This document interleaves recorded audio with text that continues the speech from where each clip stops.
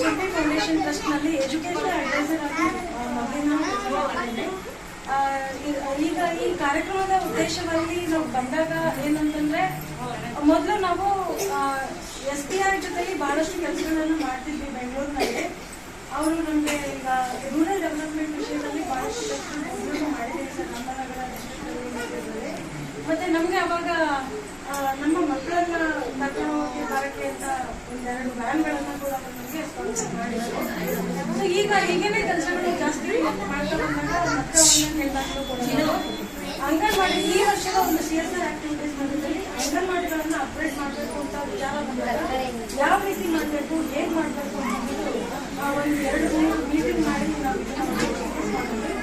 ಕೊನೆಗೆ ಅಪ್ಗ್ರೇಡೇಷನ್ ಮಾಡಬೇಕು. ಅಂಗನವಾಡಿಗಳಿಗೆ ಎಲ್ಲೆಲ್ಲಿ ಯಾವ ರೀತಿಯ ಅವಶ್ಯಕತೆ ಇದೆ ಅನ್ನೋದನ್ನ ಅರ್ಥ ಮಾಡಿಕೊಂಡು ಅದೇ ರೀತಿ ಕೆಲಸಗಳನ್ನ ಮಾಡಿದ್ರೆ ಅವ್ರಿಗೆ ಅನುಕೂಲ ಆಗುತ್ತೆ. ಆ ಬ್ಯಾಂಕ್ ಮ್ಯಾನೇಜರ್ಗಳ ಜೊತೆ ಮಾತಾಡಿ ಅವರಿಂದ ಸಜೆಷನ್ ತಗೊಂಡು ಕೆಲವು ಅಂಗನವಾಡಿಗಳನ್ನು ನಾವು ಶುರು ಮಾಡಿದ್ರು.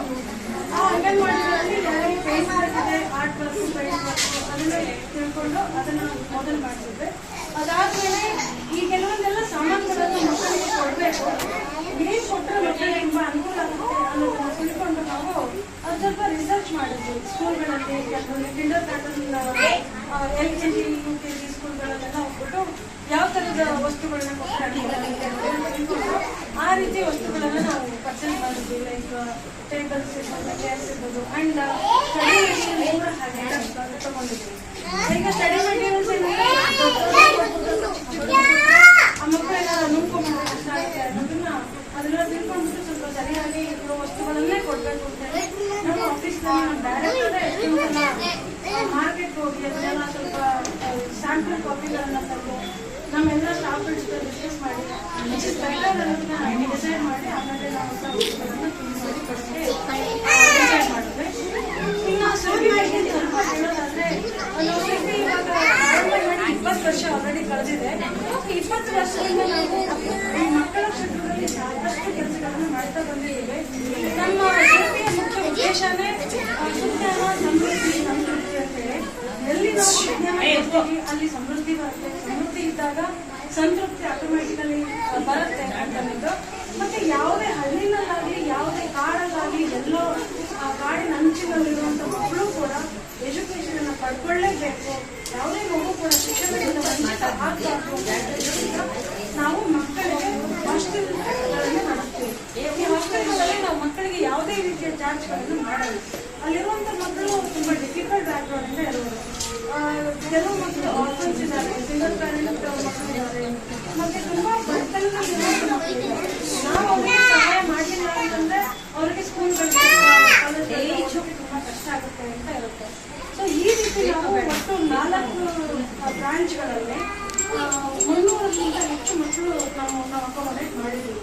ಅವ್ರುಗಳಿಗೆ ನಾವು ಬೇರೆ ಸ್ಕೂಲ್ಗಳಿಗೆ ಕಳಿಸ್ತೀವಿ. ಒಂದು ಪೇರೆಂಟ್ ಮಕ್ಕಳಿಗೆ ಯಾವ ರೀತಿ ಫೆಸಿಲಿಟೀಸ್ ಕೊಡಲಿಕ್ಕೆ ಸಾಧ್ಯ ಇದೆ ಅವೆಲ್ಲ ಫೆಸಿಲಿಟಿಗಳನ್ನು ನಾವು ಆ ಮಕ್ಕಳಿಗೆ ಕೊಡುವಂತ ಮಾಡ್ತೇವೆ.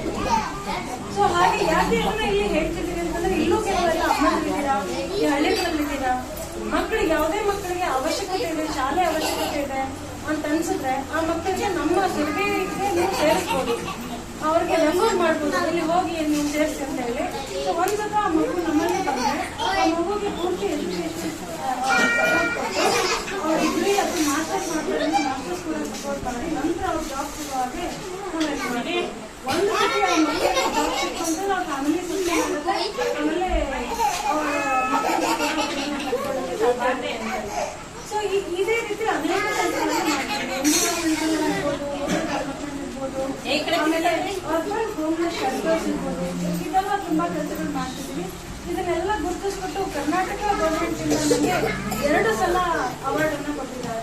ಒಂದ್ಸಲ children and women development department ಇಂದ ಆಸ್ ಅ ಬೆಸ್ಟ್ NGO ಅಂತ ಹೇಳಿ, ಅಂಡ್ ಇನ್ನೊಂದ್ಸತಿ ಲೇಬರ್ ಡಿಪಾರ್ಟ್ಮೆಂಟ್ ಇಂದ because we work better NGO ಅವಾಗಲೂ ಇದೆಲ್ಲ ಜವಾಬ್ದಾರಿಗಳನ್ನ ಜಾಸ್ತಿ ಮಾಡಿದ್ರೆ ಕೆಲಸಗಳನ್ನ ಕೂಡ ಜಾಸ್ತಿನೇ ಮಾಡ್ತಾ ಬಂದಿದ್ದೇವೆ.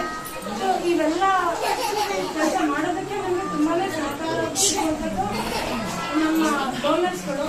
ಆ ಡೋನರ್ಗಳಲ್ಲಿ ತುಂಬಾ ಮುಖ್ಯವಾದ ಒಂದು ಪಾತ್ರ ವಹಿಸ್ತಿರೋದು SBI. SBI ಅವರು ನಾವೇನೇ ಮಾಡ್ತೀವಿ ಅಂತಂದ್ರೂ ಕೂಡ ಆ ಒಂದು ಸಹಕಾರ ನಮಗೆ ಎಲ್ಲ ಕೆಲಸ ಮಾಡೋದಕ್ಕೆ ತುಂಬ ಕಷ್ಟ